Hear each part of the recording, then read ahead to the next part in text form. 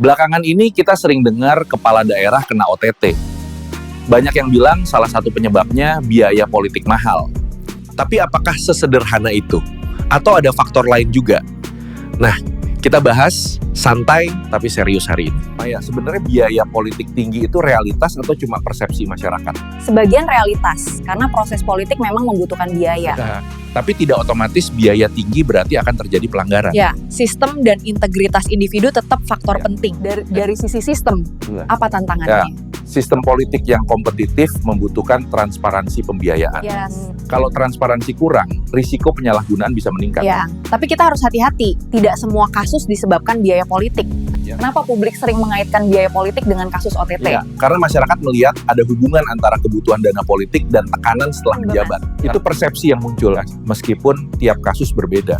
Jadi bukan cuma biaya politik. Betul.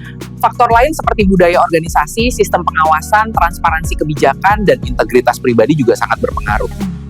Jadi, kalau kasus OTT sering terjadi, apa dampaknya?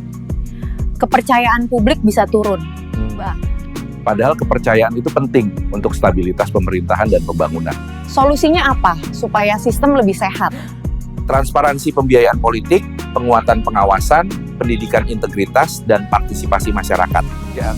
Dan juga literasi politik masyarakat supaya tidak hanya melihat isu secara hitam putih. Anak muda bisa mendorong transparansi lewat teknologi dan partisipasi sosial. Jadi intinya, biaya politik memang tantangan. Tapi bukan satu-satunya penyebab kasus korupsi. Benar.